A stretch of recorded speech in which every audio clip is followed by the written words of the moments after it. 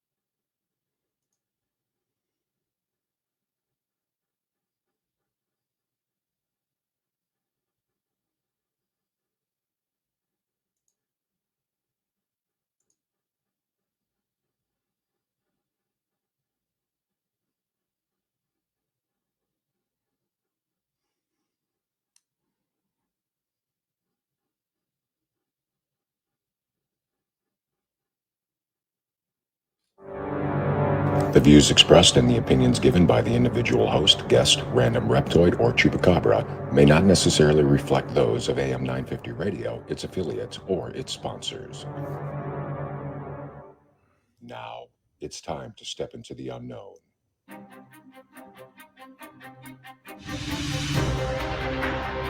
There are things people experience but never talk about.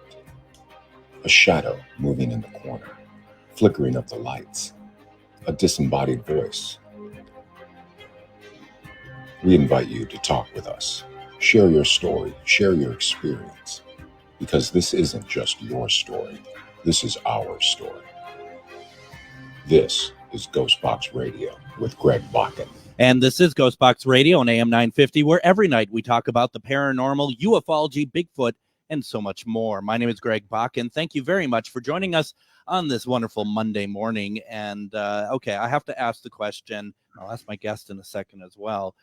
Did you all see the damn eclipse? Because I pretty much have had enough of hearing about it for the day, and not so much the eclipse itself, but if you've seen any of my social media platforms today, the word that I'm getting really sick and tired of hearing is totality.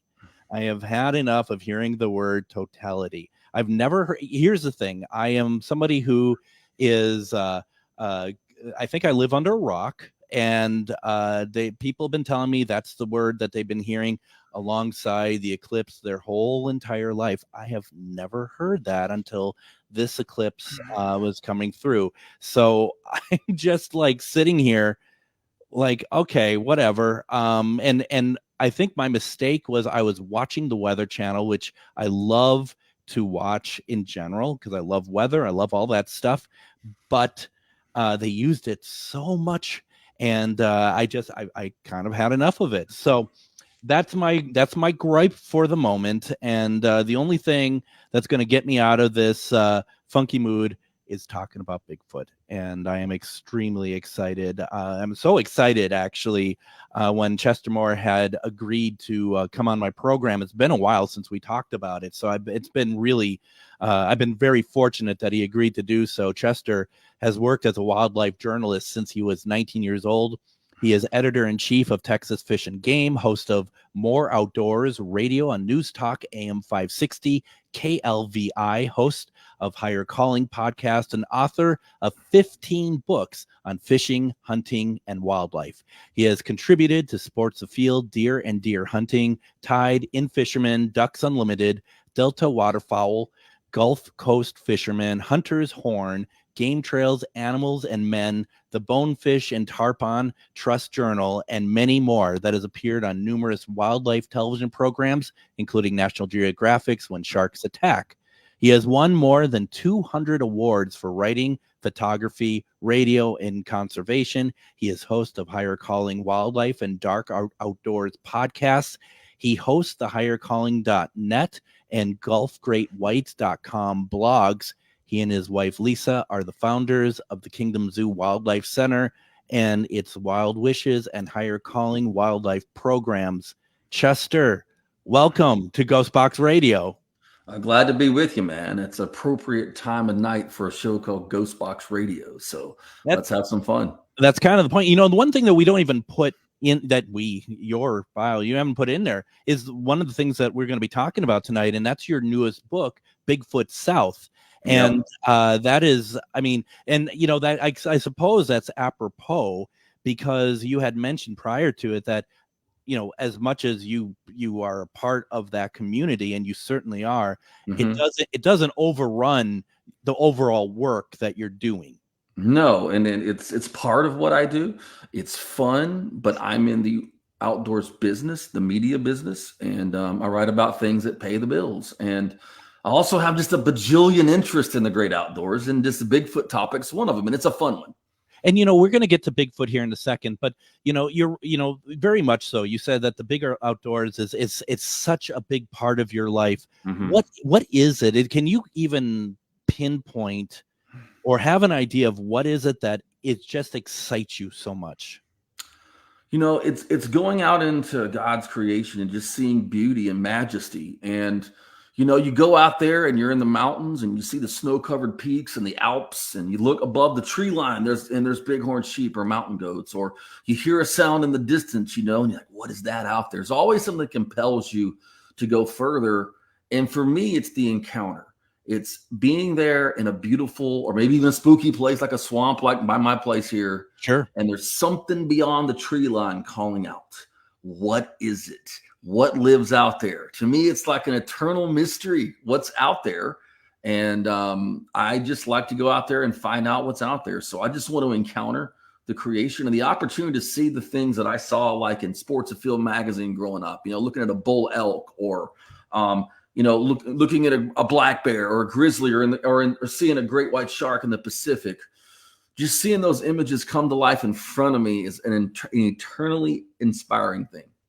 I mean, first of all, I don't live directly around woods, but being up in Minnesota is, I'm sure is a very beautiful state. A lot of stuff happening there, and I've never really articulated before what you just said in terms of there's like pockets. Like you might look out there and you kind of wonder what's over there. What's in that pocket of land? What's happening there? And it's not even like. It's not even scary or anything. It's inviting. It's like, what is that all about? I love that. Yeah. Like this swamp that runs behind me, a bayou system that's 400, 500 yards behind me here. It's not like I'm going to run into something out there. It's an endangered species or super rare, but it might be an 11-foot long alligator. They're getting close to breeding season, or might be bald eagles that are starting to show up around here. I've never driven by a wooded lot, fished in a stream, been by a mountain where I didn't think for a few seconds, I wonder if there's a really big white-tailed buck. I wonder if there's a mountain lion up there. So that's always what compels me to go out there. I think that's pretty incredible. And I don't mean to turn you into some sort of mystical individual, but do you think you're not Dr. Doolittle over here, but do you think you get along with all sorts of animals and stuff as well, being so kind of joined to the outdoors? You know what? I hunt and fish. I kill my own dinner or catch my own dinner. I'm connected to nature, and I love wildlife. I'm big into conservation, wisely using our resources, science-based management of resources.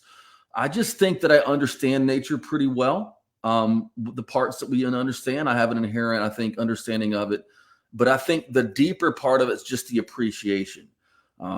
I get upset when I go by a place that's the last giant tract of woods in my area is 1,800 acres just got plowed down for a refinery. Yeah. I understand commerce. I got to drive a gasoline car.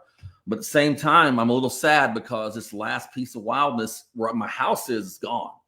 And so I always love wild things and wild places. And I'm happiest when I'm with my family and people I love in some wild, beautiful place.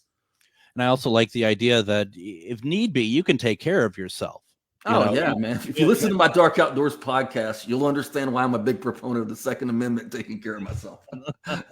It's dangers in the outdoors, Right, absolutely. And the idea of sustainability of, when people say, "Oh, I hunt," there's a lot of people I think go in the wrong direction at first, Sure. being like, "Oh my gosh, you're killing." It's like, no, there's reasons why you need to do this, and Sure. also that someone like you is going to be know how to do it properly and know how what that means for the whole ecosystem. Yeah, we've all got blood on our hands when it comes to wildlife, because even if you're a vegan and they plowed that field for your box of cereal, they killed the ground squirrels that were there too.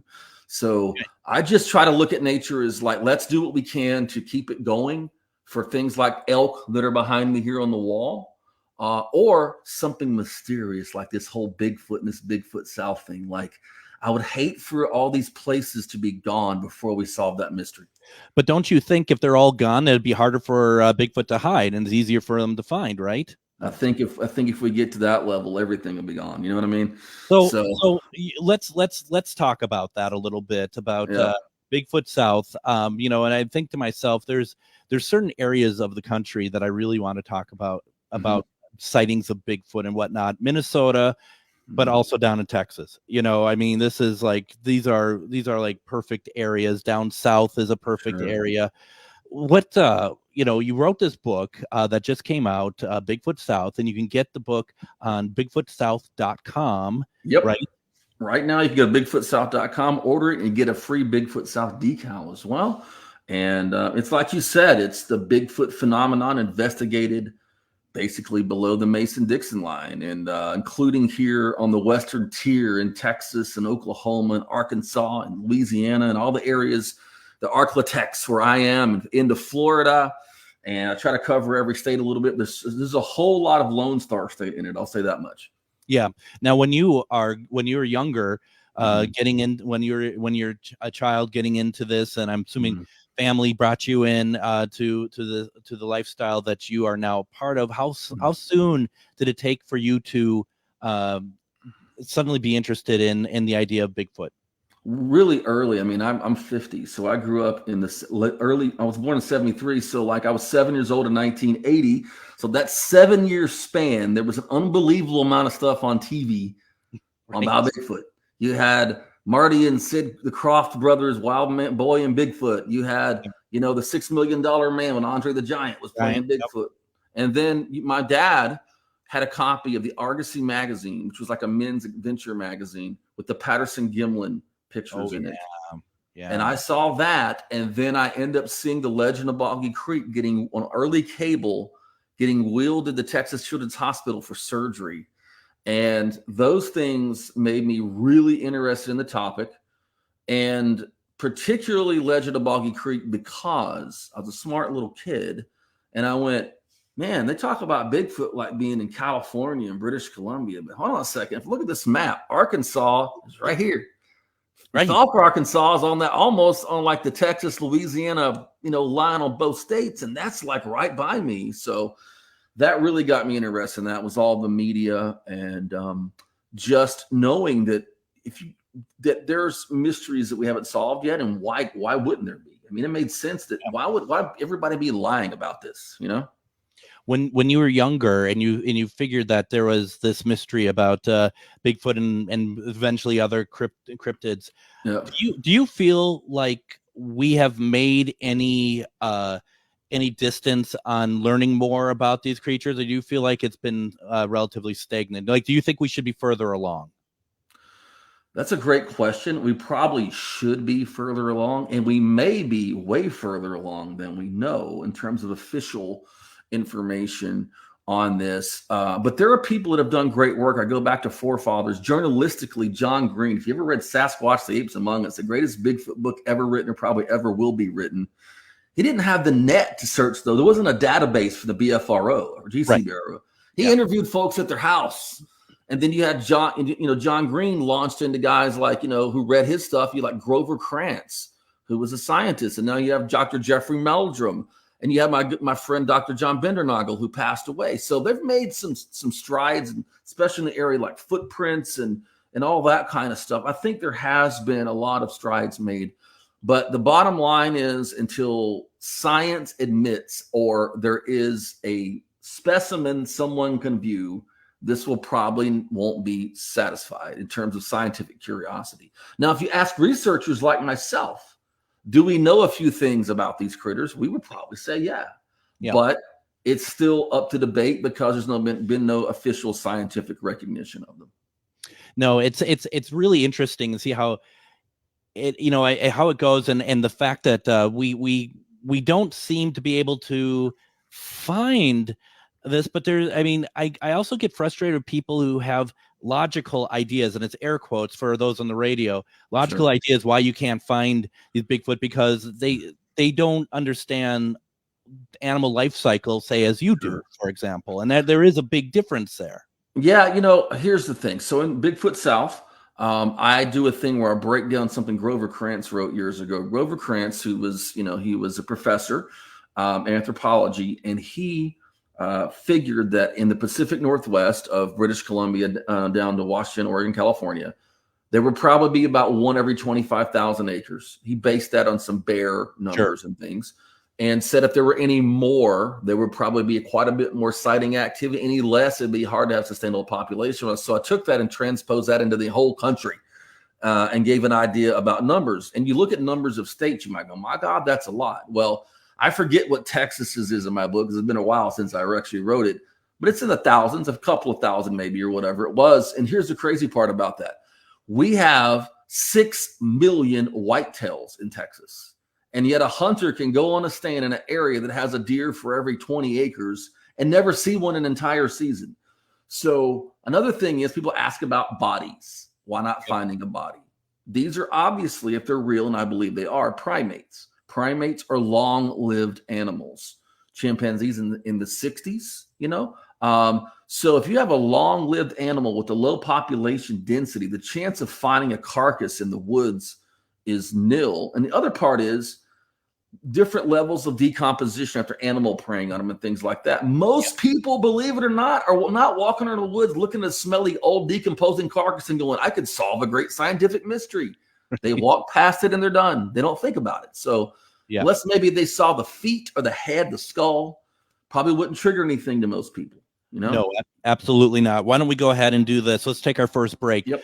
When we come back, we're going to really delve into the book Bigfoot South. We're also going to talk about a sighting of sorts that Chester had when he was much younger. A lot to get through, plus your questions. You're listening to Ghostbox Radio on AM 950.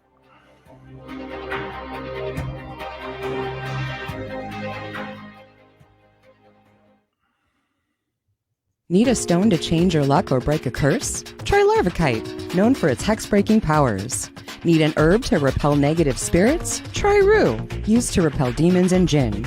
Want to create a decoy so black magic can't touch you? Make a witch bottle. For more magical advice, visit Magus Books in Minneapolis. We've got the tools and the expert advice you need to succeed against the dark arts. Find us at 1848 Central Avenue Northeast in Minneapolis or at magusbooks.com. Reach your highest level of consciousness and well-being with MetamorphosisConnections.com. MetamorphosisConnections.com is an online directory of the best holistic and metaphysical practitioners to help you make your most informed choices. You can search MetamorphosisConnections.com for classes, events, wellness and life coaches, plus metaphysical products and shops. You can also search for a wide array of healers from all modalities, including EFT, sound healing, energy healing, light therapy, ancestral healing, shamanic healing, reflexology, past life regressions, hypnotherapy, yoga, and more. And if you're not sure where to start, the search feature on MetamorphosisConnections.com is tailored to help both those who know what they are looking for and those who are just starting. Come explore the possibilities for your higher self by visiting MetamorphosisConnections.com. Their experienced practitioners can guide both beginners and those that are already on their spiritual journey. That's MetamorphosisConnection.com, your link to direct you on your spiritual transformation. The Tilted Tiki, located in downtown Stillwater, helps you get your tropical tiki vibe on with a large selection of fantastic tasting tiki cocktails served in unique and fun glasses, a menu of delicious food ranging from small bites, craft tacos, sandwiches, and more. Plus, don't forget they have live music Wednesday through Saturday nights.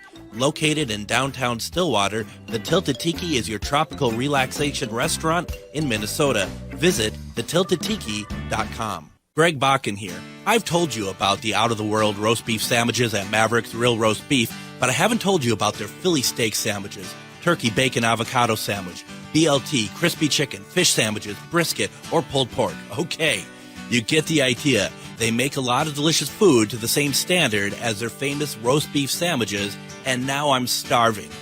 I'm going to go to Maverick's Real Roast Beef off Lexington and Roseville, and you need to go too. Check out their menu at mavericksbeef.com. Have you ever met someone who not only can help you on a deep spiritual level, but also potentially change your life? Refined Divine is an extremely gifted psychic medium who travels the nation and lives right here in the Midwest. And she offers mediumship, mentorship, house and business parties, energy healing, palm readings, and so much more. Refined Divine has helped thousands, and she can help you. Hi, this is Psychic Medium Deb. I cannot wait to hear from you. You can go to refineddivinepsychic.com.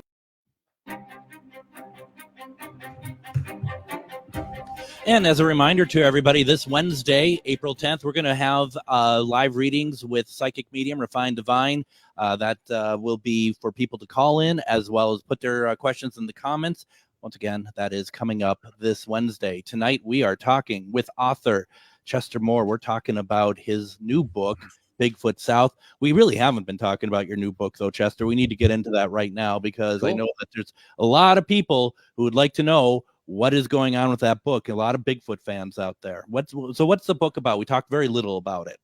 It's a journalistic investigation of the Bigfoot phenomenon in the southern United States. And it solely talks about that region, the region that I live in, spend a lot of time in. And it goes into a few pieces of some of the really famous cases, but it mainly is stuff no one's ever talked about in the media. My goal was to go into places that weren't covered so much and talk about some amazing things that I have uncovered. And, you know, as a journalist, I'm all into patterns. You know, if I start seeing a pattern, I'm like, oh, there's a story here, some kind of story.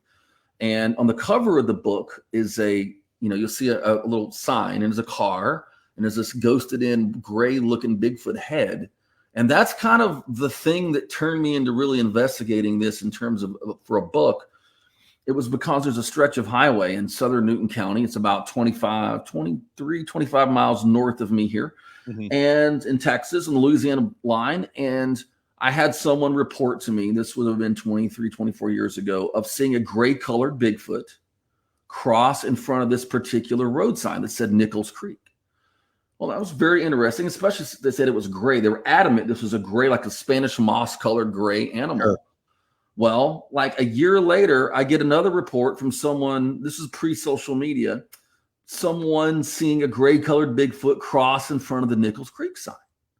And they didn't even know the other person. And I'm like, holy smokes. So the hunting lease I was on, my aunt owned the property that in the middle of it, and they leased the rest to hunters, and we were on it. And she said, she kind of thought we were nuts about the Bigfoot thing. Sure. And we're only like 7 or 8 miles from this sign. And she told me one day, she said, I don't know about any Bigfoots, but the guy saw a silver bear down by where you're hunting. I said, a silver bear? And she said, yeah, she had no idea about these stories either. Actually, she told me this right before I heard the first one. And she said, yeah, he was out shining on the one night for rabbits on the High Line down by where you were. And he sees a silver bear squatted down. And we shined the light on it. It stood up on 2 legs and looked at him and walked on 2 legs across the High Line. And I'm like, hey, silver bears don't exist except for some whitish silver ones in BC on the river. And they ain't going to run across a High Line on 2 legs, especially not that one is about 50 yards wide. So then I had one of the few negative interactions I've ever had with a quote unquote professional in my business. I walk into a writer's event and this guy says, hey, Chester, we found some Bigfoot tracks out behind the hotel if you want to go cast them. And I wasn't a follower of Christ like I am now, so I gave him some Stone Cold Steve Austin sign language, literally in his face, just like Stone Cold would have done, and walked off. And this guy freaked out, man. He followed me into the elevator, and he's like all apologetic, and I'm just kind of seething. I'm like, okay, whatever. And he's like, I don't know about Bigfoot, but I saw this weird thing in Newton County, Texas. And I'm like, oh. I said, well, speak, you know. And, and he ends up walking all the way to my room with me. He didn't go to my room. And he's telling me this story. He said, and this guy lived in Dallas. which is 5 hours north. He said, we left at midnight from my buddy's deer lease to get there about 5:30 in the morning at the camp and opening day. And I look up and there's a sign that says Nichols Creek. And he goes, I'm going past the sign and I'm kind of leaning on the window like this because I've been sleeping. And I look up and there's this about 5.5 foot, 6 foot tall, gray colored thing standing on the white line about to cross the road. We had to slow down. It had a face that looked a little bit monkeyish, but there's no hair on it and kind of longer hair on the top. Mm-hmm. And then we passed it and I could see in the mirror that it ran behind the car. And this is the funny part. I said, okay, Mr. Skeptic, since you thought that the Bigfoot thing's mockable, what did a genius like you think it was? He goes, I thought it might have been some kind of weird wolf or something. I said, so we got bipedal gray werewolves. That's not funny, but Bigfoot's mockable. But that was 3 stories in front of the same sign. Didn't know each other, never publicized, never put on a forum, never put on social media. And right before I published this book, those all happened 20 years ago plus. Yeah. She reached out to me, told me where she lived, which was in that same general 10 square mile block of woods. Mm-hmm. So that was interesting. She had some activities. I was out of town and I kept getting these Facebook messages and I couldn't check them. When I went to go finally look at this, I think somebody's messaging about Bigfoot. At the very end, she said, is it possible there are gray ones out there? So I called her, and her uncle in 1996, about 5 miles as a crow flies on another road that joins this area, saw a gray colored Bigfoot cross the road. So that's the kind of stuff that gets me interested because number one, people never think they're gray. People who had they weren't trying to get publicity and they had a similar pattern all in one area. So those are the kind of things that really got me into wanting to put a book on. So there's a lot of stuff like that in the book, where you talk about these unique, that someone would have to be a very ornate fakery for that, Do you want to hear something interesting? Yeah. I've seen a gray one. Really? Yeah. In West Point, Kentucky. In Kentucky. Yep. Very cool. Was it a larger one or like a smaller one? Nope. It had to been pretty large. I mean, we were probably about 50 yards away at least. It came out in clearing and it was a full moon that night. So it came out in the trees. Yeah. And so, the thing that will always stay with me is the long gray hair, but it was like, almost like highlighted by the moon. Light. Yeah. That makes sense with the light right there. Yeah. And this guy, the one who mentioned the one that was like right by him, looking at it 5-6 feet away in the car, mentioned that it was, the car lights, he saw it, but when he passed, it looked like it was those hair. He had really like highlighted the hair a little bit longer coming down like here, so, and so that's interesting stuff. And so when people talk about that, or maybe seeing a juvenile or something different, that really makes me, interested because it's easy now for someone to give a report. They've already seen Finding Bigfoot. They've already read every book, every blog, every post. They'll tell you everything. Well, I heard wood knocks. I found this. I saw blah, blah, blah. I found a tree, pointer going in this direction of formation. These people were just saying what they saw. And to me, that's interesting. I get your point with that actually, because it's, and I was talking with somebody about this, not necessarily the Bigfoot, but something along those lines just yesterday, that there's a period of time where we are kind of naive about certain things. And I feel like that works in our favor back when the 70s, when you're seeing Andre the Giant playing Bigfoot and stuff, we don't have, and not that we have the answers now, but I think we are we could be in a construct of having these norms that we seem to follow for these certain beliefs. And back then it's completely new to us. Well, I think what happens is that the biggest ally Bigfoot has in terms of staying mysterious is mockery. People not wanting to get mocked for seeing it. So I think when people have something they think is fantastic like that happen to them, they want to prove to you that they're telling you this story, so they get every bit of data that matches Bigfoot they could possibly out of that scene. Well, I've read this and saw this, and I think that was there, to try to prove it, when I would rather just hear what did you see that day? What did you hear that day?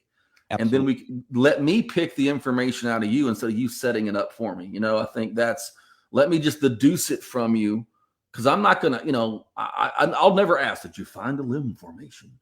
I'll just be, did you see anything unusual or notice anything about where you were at? Was there anything in the habitat you were at that you noticed, or whatever? So that's kind of part of my style of like interviewing people and things like that, because I think I was just gonna say it makes a lot of sense because of your background and stuff, and I think that's something that is needed more. I mean, not disparaging anybody out there, because we get excited. We get excited about what people have to say, but you do have to take kind of a maybe a low key approach as well, just to kind of get to where you need to go. We're talking with author Chester Moore. We're talking about his newest book, Bigfoot South. You can get the book over at BigfootSouth.com. Autographed. And then you also said, what else did you get that you could get a decal? You get a cool Bigfoot. I'm a decal fanatic. My whole laptop here is covered with decals. Bigfoot South decal, and I'll sign it to you, personalized. We want to put a note in there for you.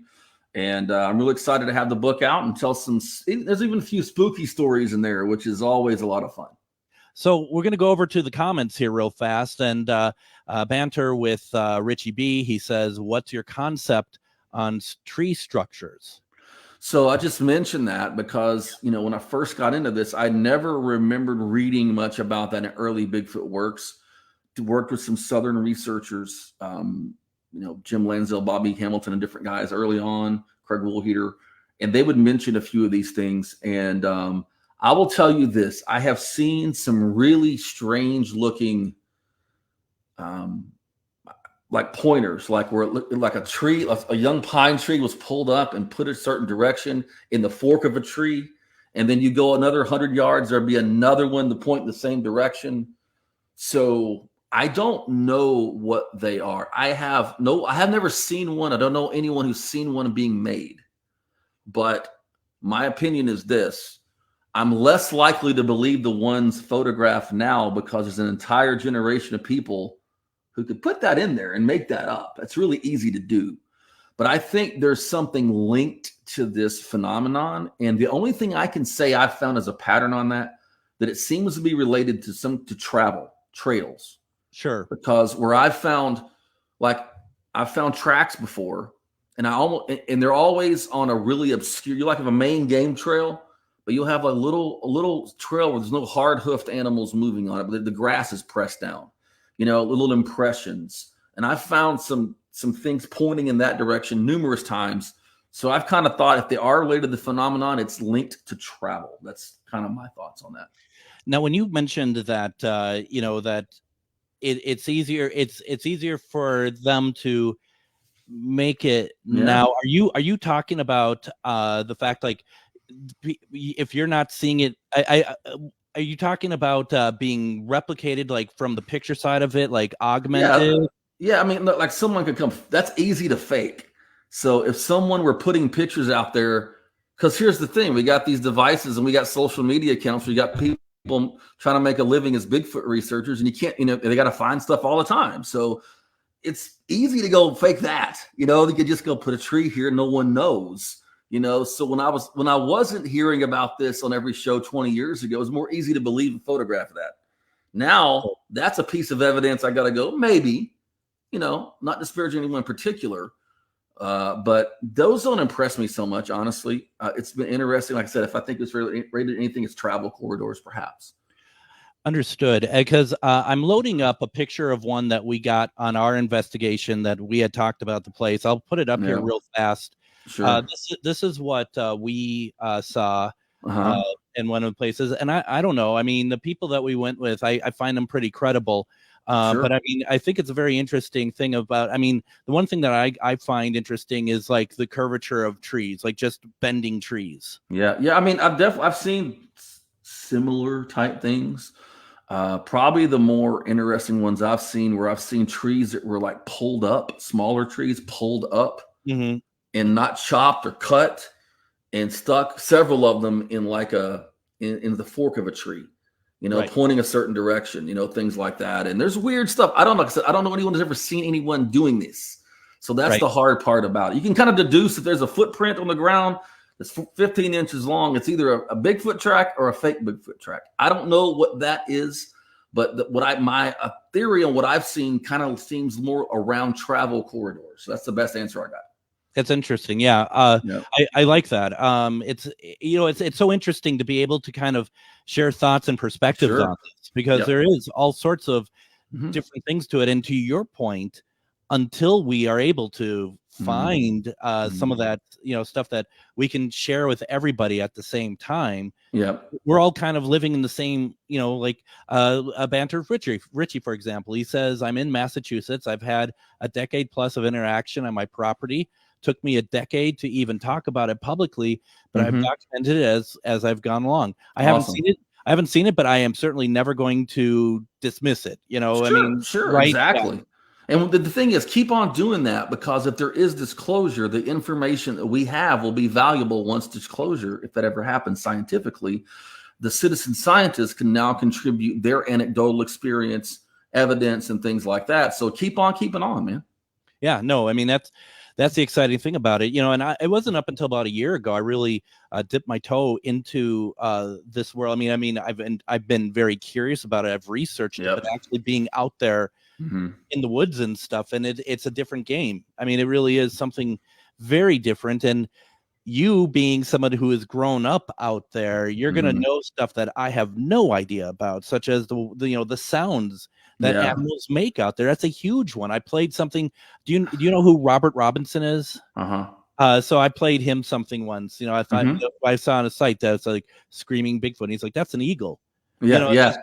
Just go to show how naive I can be. There's one that's got a lot of views on YouTube. It's obviously a feral hog, So but there's stuff that's not. And actually, what got me and proved to me this was real was a sound. It wasn't a sighting. It was a sound, and a very intense sound. But I did see something at a fair one time that was really intriguing. I want to talk about a little bit. See if anyone might have some info for us, because y'all are up in the land of the Minnesota Iceman. So maybe y'all heard of some of the stuff I'm going to talk about here in a minute. Absolutely. Can we first fit in a quick break? Yep, absolutely. Let's do it. Let's go ahead, fit in a quick break, because I want to make sure that we get Chester to be able to tell his story. Once again, folks, if you have questions, put it into the comments. The book is called Bigfoot South. You can get it at bigfootsouth.com. We're only starting. We're listening to Ghostbox Radio on AM 950.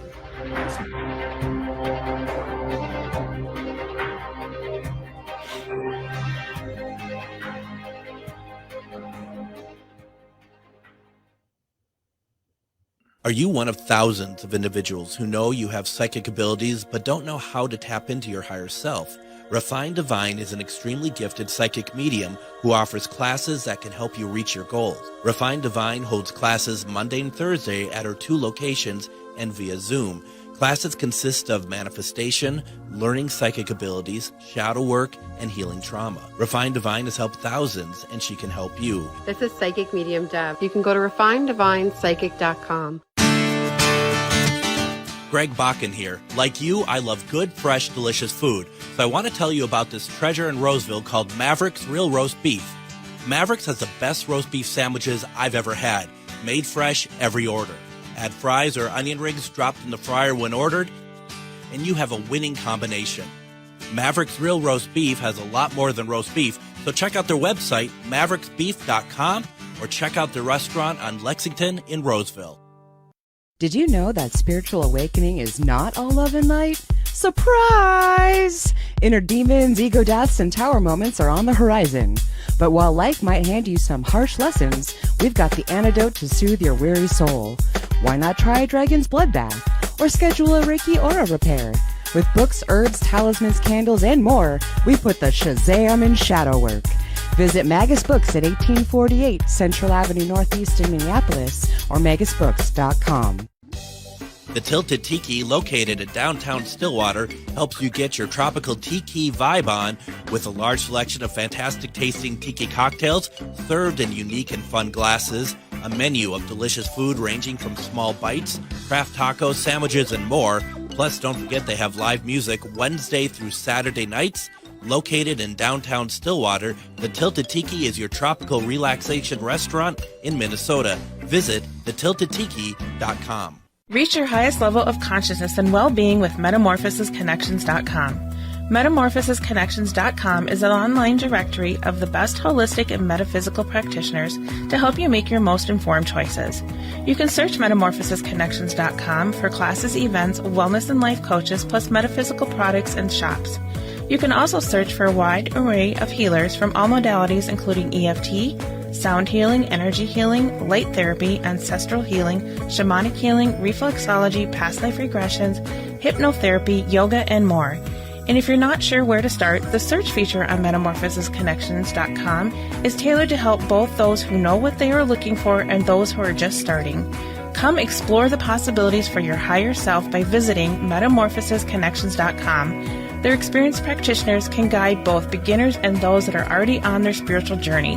That's MetamorphosisConnection.com, your link to direct you on your spiritual transformation.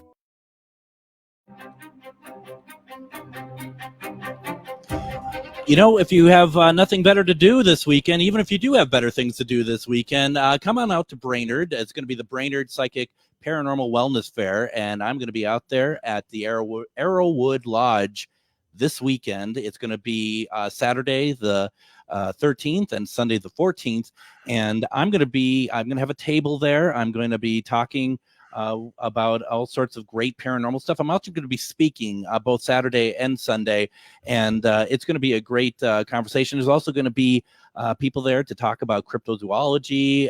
There's going to be healers, readers, all sorts of great things. I'm really looking forward to it. Once again, it's the Brainerd Psychic Paranormal Wellness Fair, and you can find out more about it. Go to MetaParaPro, META parapro.com for more information. And then join me tomorrow on Ghostbox Radio with Greg Bach, and we are going to have on the new metaphysical store in Anoka, Divine Lights. We're going to have Amanda and Amy on, and we're going to be talking about the store, about what's new over there, and just the fact that they're in Anoka, which, Chester, you don't know this, I'm sure, but Anoka is the Halloween capital of the world. Cool. And it, it is actually a pretty cool place. So we're going to be talking about that, but we have this great conversation going with author Chester Moore. We're talking about his book, Bigfoot South. Please go to bigfootsouth.com and you can get the book and have it signed, and you get your little sticker. Decal, the decal, yeah. I got one right here, as a matter of fact. Let's see it. Shameless self-promoter. Look at that. I like that. Pretty cool. Anyway, that is really cool. And we didn't talk about the fact that the foreword is written by Lyle Blackburn either. Yeah, Lyle's a good friend of mine, and Lyle and I have a lot in common, similar in age. He's in Ghoultown and Solitude Eternus. I was in bands Freak 13 and Dawkins. The open for Dawkins and open for Exodus. So we were like underground guys that open shows, and they're the headliners, But we have a lot in common, and he's a great guy, a great author, and an incredible storyteller. And he's done something else for us. So my real heart is helping kids, like we do wildlife encounters. My wife and I have an outreach. Our mission is to bring the love of Christ to hurting kids through wildlife encounters. We have a facility where we work with kids in terminal illness, trafficking victims, parental loss. And a lot of times we get asked to take those kids on Bigfoot expeditions. So the only Bigfoot research I do in the field is taking kids facing special challenges out to do it. And Lyle and my good friend Shelly Covington, Montana, did our second one of those with us in Arkansas a few years ago. So he's also a quality human being. So that's fantastic. That is great to know. I thank you for sharing that. That's really cool. And I can only imagine how much more special it makes it to bring them all out there and see them interact and be able to have their chance of trying to find this elusive creature. Last group we brought was last September. We're going to start. I think we got another group coming up doing this.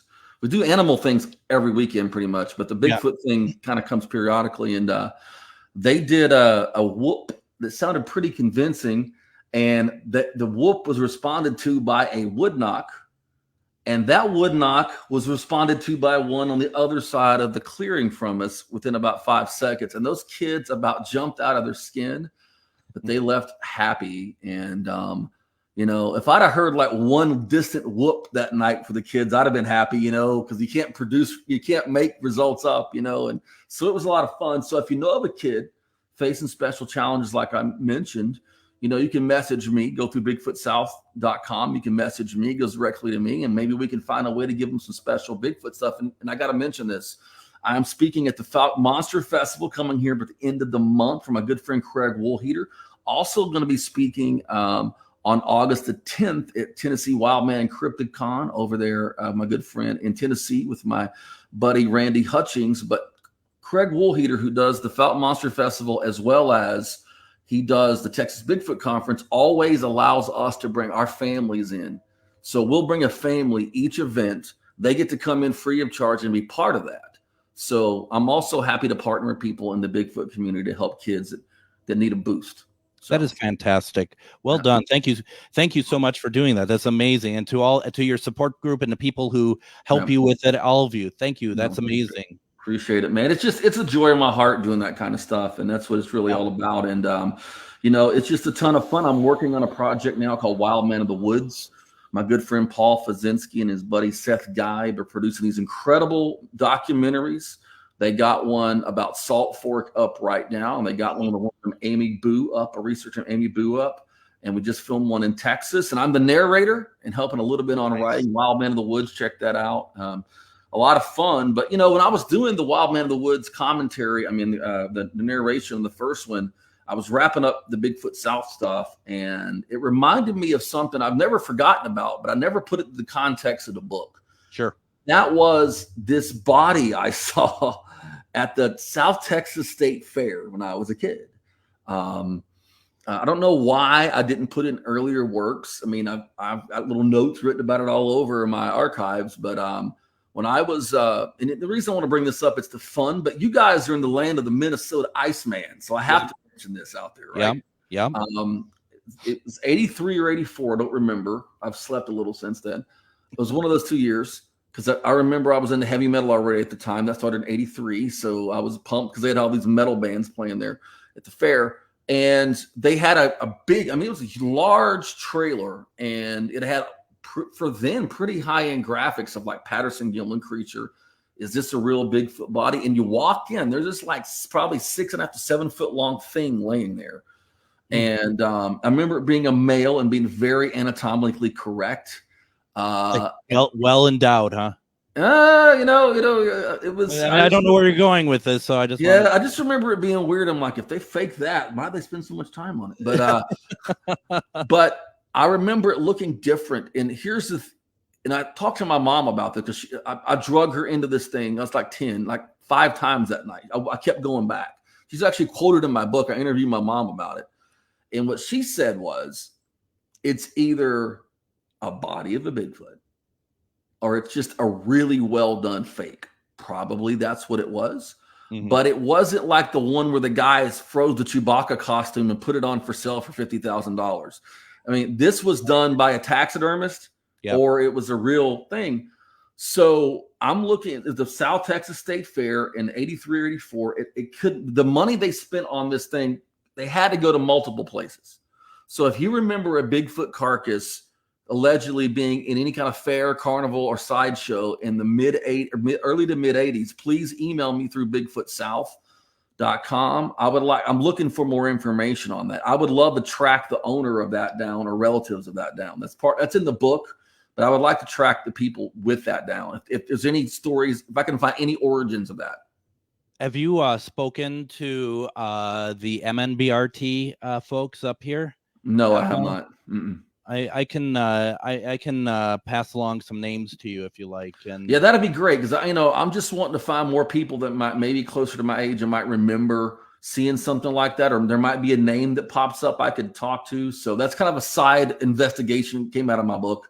But I decided to go ahead and put it in there. And thank God for AI, because I was able to create a fairly decent, I remember the thing looking like, in my mind with AI technology and put it in the book. But that was an interesting journey. Another one of those things that fanned the flames from my interest as a kid.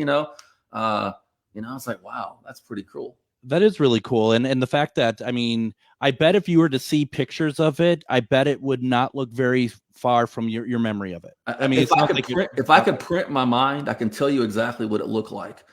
And it was probably a fake, but it's the best fake I've ever seen in terms of anything I've seen on the internet or anything like that of a Bigfoot carcass or whatever. Pictures, it looked really good. And I remember the eyes being very sunk in and they were really round and the face was really round. It was unique looking, but just that's something that I saw as a kid. Like I said, my mom says I went at least 5 times that night. I'm like, forget the rides. I'm going back to look at the Bigfoot, you know? But that's incredible. Now, I mean, you're a kid, so I don't know if you'd remember this, but do you remember any sort of like cooling or anything to try to keep this thing? And I don't expect you to, but there wasn't anything like that. It was in a glass case, so it was either mounted like taxidermy, a body mounted of a Bigfoot, or it was a creation of a taxidermist by other parts or a makeup artist. But it wasn't like that. Like I said, that stupid one that was a few years ago. They literally took a Chewbacca costume and froze it. Horrible. I mean, this thing was like, they spent some money on it. If it's a fake and they spent money and time on it, it was like mounted, like, you know. Yeah, well, you know, the fakes are getting even more and more fakey. You know, like I haven't seen anything that is even remotely like, oh, that's possibly like that stupid one of the in Colorado where they're on the train and they can see something and it's just a horrible costume. I'm curious, have you paid any attention to the work that MK Davis is doing in regards to like trying to get, you know, try to take that Patterson Gimlin film and really get absolutely the most out of it to try to define those images? I hosted MK, as far as I know, at his first conference speaking engagement 20 years ago, maybe a second, might have been Texas Bigfoot Conference first. I think we've got out of that film what we can get out of that film, but I will tell you this without any questions, that's real. That Patterson Gimlin creature is real, and it's real. And I have a lot of reasons to believe it's real beyond the film, personal reasons, but I'll give you this much. If it's a fake, how come we hadn't had 1,000 better ones since 1967? Totally. And you know, we're talking with MK, and someday I'm going to get him back on here. You know, one thing that he talks about is that, you know, that's what we see. That film that we see is just a slice of that trip. You know, there's so much more that happened that isn't in the film that we've seen. So that's where my interest in it, you know, I'm like, I just want to analyze this on the film without getting what may or may not happened. I'm interested in the actual film part of it. And I think he and others have done great jobs of analyzing that. So I tip my hat to them for bringing things forth in that film that were great. And he's definitely brought a lot out of that film. So kudos to MK on that part of that. But I like to just focus on the film. I think we need to stick to some of this evidence stuff. And what we're seeing, what we have, not what we don't have, you know. And I think, you know, like the stuff that Jimmy Chilcutt, who was a latent fingerprint examiner, did with dermal ridging, that's all kind of like been like forgotten about. You know, I think getting into some of that stuff, and of course the frontier that's probably going to be the most interesting is the DNA part of this stuff. Absolutely. And that's kind of beyond my pay grade. I'm gonna have to ask smarter people about it. But I think that's something that's on the horizon as well. So there's a lot of people doing a lot of things. And I do want to make a statement here that in this field that we're in, there are many people with diverse opinions of origins, of conspiracies, of kill, no kill, whatever we got it going on. Just do this. This is monster hunting. It's supposed to be fun. Yeah. There are more important things in the world than Bigfoot. So if we're wrong on something we put out, don't crucify someone for it. If you don't agree with them, politely tell them privately. Sure. Let's try to join this and have fun, and let's unite on the idea.